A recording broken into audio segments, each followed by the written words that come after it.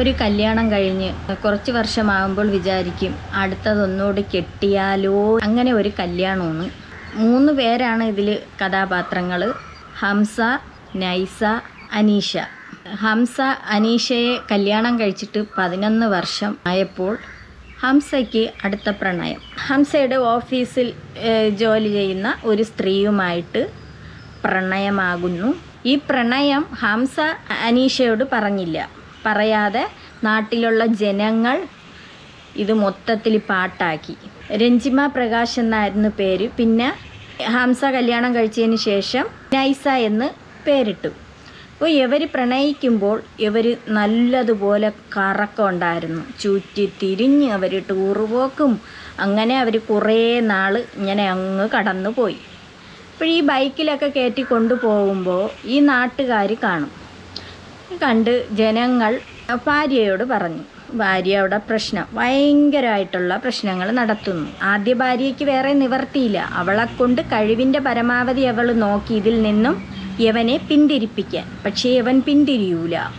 അവന് അവൾ മതി, മറ്റോള് മതി, അവൾക്ക് യവനെയും വേണം. ഇവള് ആദ്യ ഭാര്യ ഇതിൻ്റെ എല്ലാത്തിൻ്റെ ഇടയിൽ കിടന്ന് ഉരുവി മരിക്കുകയാണ്. 2 കുട്ടികളും ഉണ്ട്. അവളെന്ത് ചെയ്യാൻ? എന്തായാലും പിന്നെ അതിനുശേഷം അവർ കല്യാണം കഴിഞ്ഞു. കല്യാണം കഴിഞ്ഞിട്ട് പിന്നെ ഇവർ ഇൻ്റർവ്യൂ കൊടുത്തു. ഇതൊക്കെയാണ് ഇവരെ ജോലികൾ. ഇവർ കല്യാണം കഴിച്ചിട്ട് 2 ഭാര്യ, ഇപ്പം 2 ഭാര്യ നിലവിലുണ്ട്. ഒരു വീട്ടിലാണ് താമസിക്കുന്നത്. എങ്ങനെയാണ് എന്ന് ചോദിച്ചാൽ വളരെ കഷ്ടമാണ്. പിന്നെ ഇവർ ഇൻ്റർവ്യൂ കൊടുക്കുന്നു. ഒരു ഭാര്യയുടെ കൂടെ ഒരു ഭാര്യയും കൂടെ ഉണ്ട് എന്ന് പറയുമ്പോൾ, ഒന്നല്ല 10,000 ഭാര്യ ഉണ്ട് എന്ന് പറയുമ്പോൾ ഈ മീഡിയക്കാർ പോയി നിന്ന് അവർ ഇൻ്റർവ്യൂ കൊടുക്കും. അങ്ങനെ അവർ ഇൻ്റർവ്യൂ കൊടുക്കുന്നു. ഇൻ്റർവ്യൂ കൊടുത്തതിന് ശേഷം ഇവർ യൂട്യൂബ് ചാനൽ തുടങ്ങുന്നു. യൂട്യൂബ് ചാനലും തുടങ്ങിയിട്ട് ഇവർ പിന്നെ സ്ഥിരം വീഡിയോകൾ ഇട്ട് തുടങ്ങി. 2 ഭാര്യയാരും ഉണ്ട്. 2 ഭാര്യയാരും കൂടെയാണ് മദ്യത്തവനെ നിർത്തിയിട്ട് കളിക്കുന്നതും ഡാൻസ് കളിക്കുന്നതും ഒക്കെ അവർ വീഡിയോ ചെയ്യുന്നുണ്ട്. ആദ്യമേ നിങ്ങൾക്കിടയിൽ ഒരു പ്രണയം ഉണ്ടായില്ല. അതൊരു തെറ്റിദ്ധാരണയുടെ പുറത്ത് അപവാദ പ്രചരണം നടത്തി. അതാണ് എന്റെ കറക്റ്റ് ആൻസർ. അപവാദ പ്രചരണം പിന്നീട് നിങ്ങൾ സത്യമാക്കി. അത് നമ്മൾ സത്യമാക്കി. നിങ്ങൾ പറഞ്ഞ പോലെ ആദ്യം ഇവരുടെ ഇടയിൽ പ്രണയമുണ്ടായില്ല. അപവാദ പ്രചരണം നടത്തിയതിൻ്റെ പേരിൽ ഇവളെ കല്യാണം കഴിച്ചു. ഇല്ലെങ്കിൽ കല്യാണം കഴിക്കൂലായിരുന്നു. ഒരു ഓഫീസിൽ ഒരു സ്ഥാപനത്തിലിരുന്ന് ജോലി ചെയ്യണവർ അവർ തങ്ങളിൽ പ്രണയമായി. എന്നിട്ട് അവർ ടൂറ് പോകുന്നു. ഇവൻ പിന്നെ അവൻ്റെ വീട്ടിൽ കയറക്കൊന്നുമില്ല. അങ്ങനെ അങ്ങ് പോയിട്ട് പിന്നെ അവസാനം അവൾ പറയുന്നുണ്ട്, ഇത്ര 2 വയസ്സായ മോളാണ്.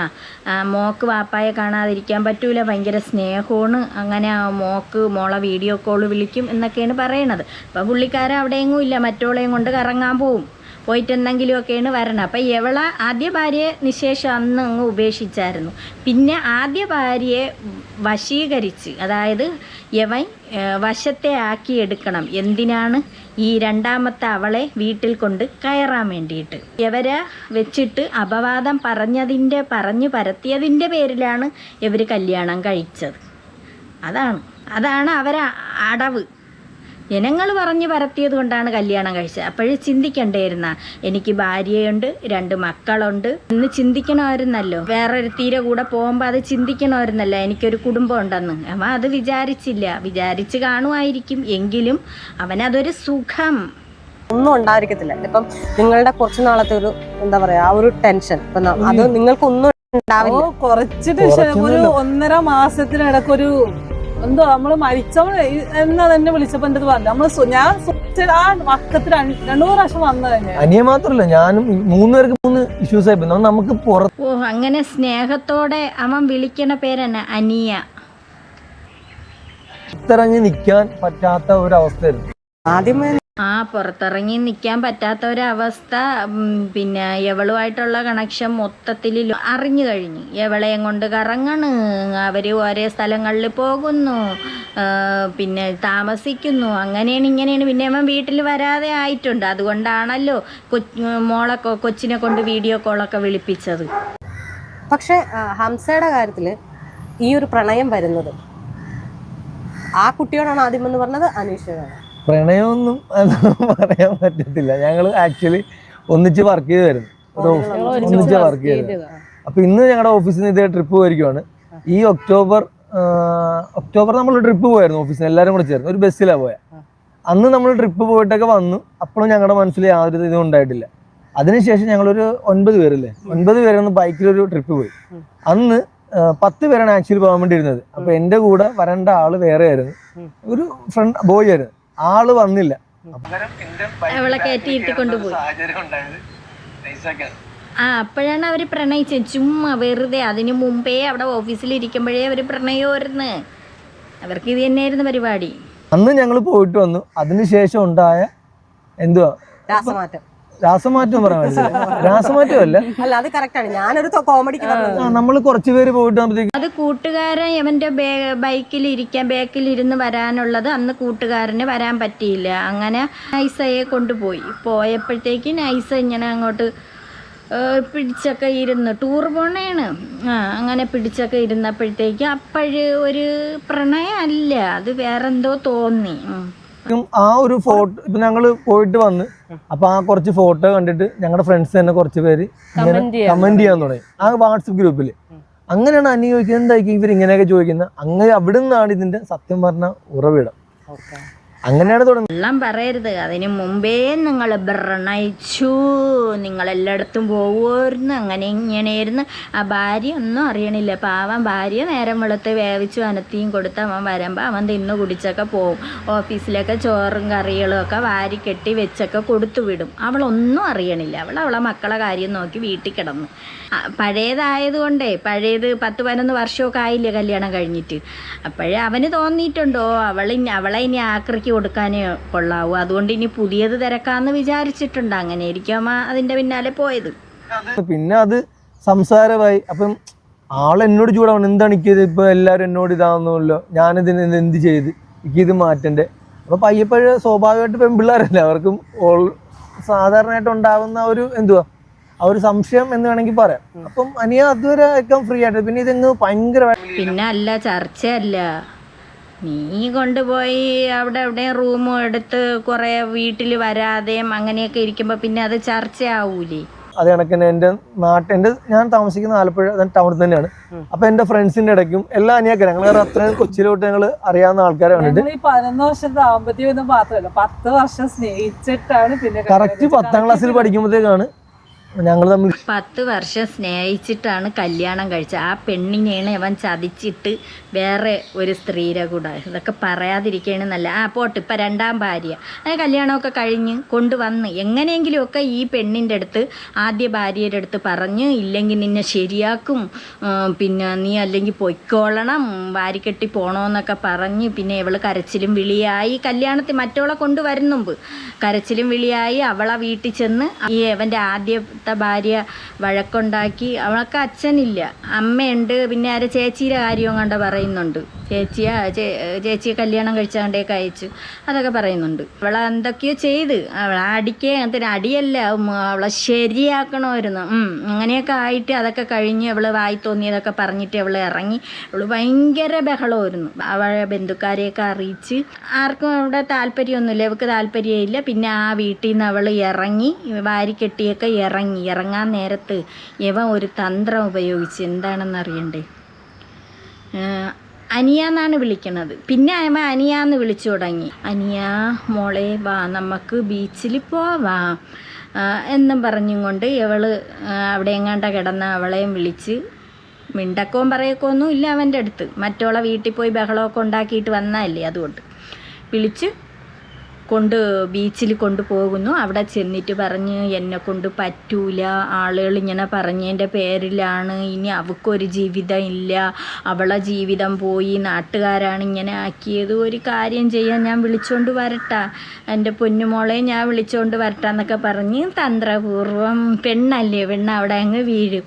ആ ഭാര്യ അവിടെ അങ്ങ് വീണ്. അങ്ങനെ അവളെ അഴിഞ്ഞും കിഴിഞ്ഞുമൊക്കെ അവൻ പറഞ്ഞ്, അവനെ ആരാണെന്നറിയോ പറഞ്ഞ് അങ്ങനെ അവളെ വശത്തെ ആക്കി. പിന്നെ ഇവളെ മനസ്സിൽ ഇങ്ങനെ കല്യാണം കഴിക്കാൻ പറഞ്ഞ് അങ്ങനെ യമൻ വിളിച്ചോണ്ട് വന്ന. അതിനു മുമ്പൊക്കെ അവരെ കല്യാണമൊക്കെ കഴിഞ്ഞ് ഇവർ ലിവിങ് ടുഗദറൊക്കെ ആയിരുന്നു. യമൻ പറഞ്ഞതിന് ശേഷം അവളുമായിട്ട് കോണ്ടാക്റ്റ് ചെയ്യും, വിളിക്കുകയും പറയുകയൊക്കെ ചെയ്യുമായിരുന്നു.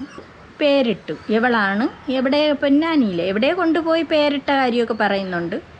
നൈസ എന്ന് പേരിട്ടു. നൈസ ഹംസ. മൂത്ത ഭാര്യ അനീഷ ഹംസ. അങ്ങനെ പിന്നെ 2 ഭാര്യമാരും ഒത്ത് കഴിയണം. ഇവൾ അങ്ങേ അറ്റം വരെ പോയി. ഡിവോഴ്സിൻ്റെ വക്ക് വരെ ഇവൾ പോയായിരുന്നു. ഇവൾക്ക് വേണ്ട. അവൾ കഴിവിൻ്റെ പരമാവധി നോക്കിയതാണ്. ഇപ്പം രണ്ടാമത്തെ ഭാര്യ പ്രസവിച്ച് ആദ്യ ഭാര്യയുടെ കയ്യിൽ കുഞ്ഞിനെ കൊടുക്കണം. സിസ്റ്റർ കൊണ്ടുവന്ന് കൊടുക്കണതെന്ന് കാണാം.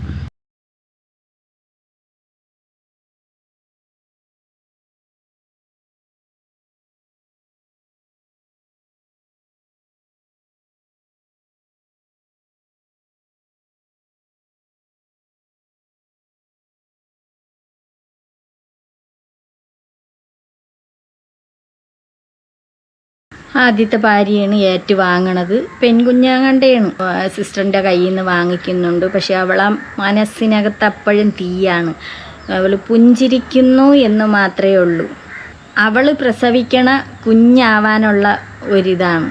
കണ്ടില്ലേ, വേറൊരു സ്ത്രീയെ കൊണ്ടുവന്നു. അതിൻ്റെ ഇടയിൽ അവരെ സന്തോഷം കെടുത്തി. എന്തോന്ന് സമാധാനം. വേറൊരു പെണ്ണിനെ കൂടെ കല്യാണം കഴിച്ച് ആ വീട്ടിൽ കൊണ്ടുവന്നിട്ട് എത്ര ആയിരുന്നാലും സമാധാനം കാണില്ല. അവളെ ഭർത്താവിനെ അല്ലേ മറ്റേ സ്ത്രീ അടിച്ചുകൊണ്ട് പോയത്. അതിൻ്റേതായ വിഷമം അവൾക്ക് കാണും.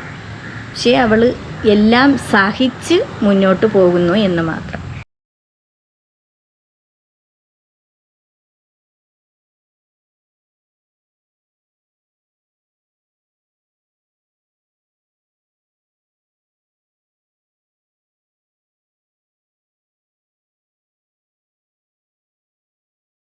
നിൽക്കണ കണ്ടില്ലേ, അടിച്ച് വിട്ടുകൊടുക്കണ അയാളെ.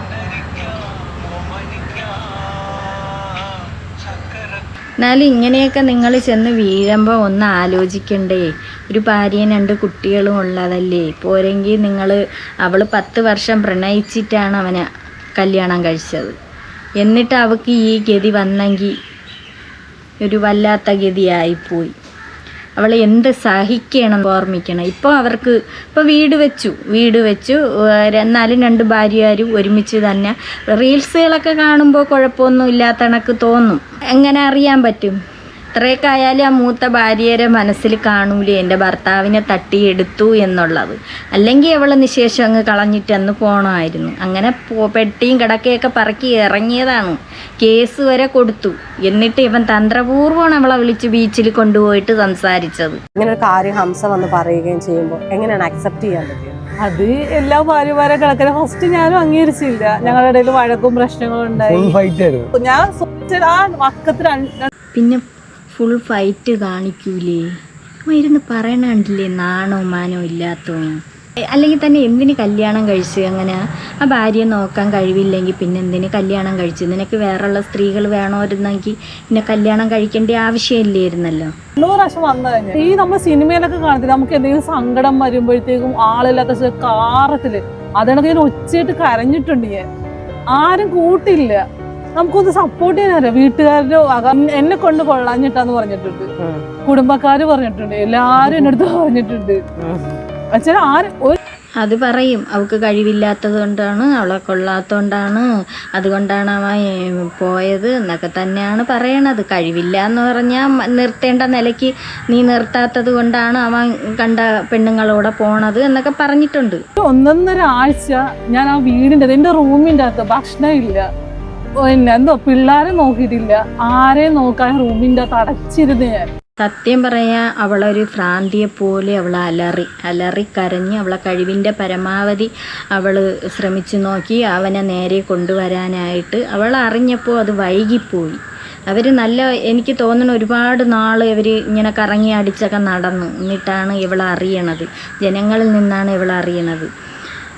അങ്ങനെ ആയപ്പോൾ ഇവളൊരു ഭ്രാന്തിയെ പോലെ അലറി. ഇവൾ പല ഇതുകൾ ശ്രമിച്ച് നോക്കി. ഇവൾ അഡ്വക്കേറ്റിനെയൊക്കെ പോയി കണ്ടു. ഇവൾ നിയമപരമായിട്ട് മുന്നോട്ട് പോവാം, ഡിവോഴ്സിന് കൊടുക്കാം എന്നൊക്കെയുള്ളൊരിതൊക്കെ ആയപ്പോഴാണ് തന്ത്രപൂർവ്വം മോളെ മക്കൾ വാ നമുക്ക് ബീച്ചിൽ പോകാമെന്നും പറഞ്ഞ് മറ്റോളെയും കൊണ്ട് 3 പേരും കൂടെ ബീച്ചിൽ പോയത്. ഇവളെ തന്ത്രപൂർവ്വം വിളിച്ചുകൊണ്ട് പോയി സമാധാനത്തിൽ മക്കളെ മോളെ നിനക്ക് അത് വാങ്ങിച്ചു തരാം, ഇത് വാങ്ങിച്ചു തരാം, ബർഗർ വാങ്ങിച്ചു തരാം, ബജി വാങ്ങിച്ചു തരാം എന്നൊക്കെ പറഞ്ഞുകൊണ്ട്. അപ്പോൾ അവൾ അതിൽ വീണ എനിക്ക് കുഴപ്പമില്ല, എനിക്ക് ആഹാരമെങ്കിലും കിട്ടിയാൽ മതി.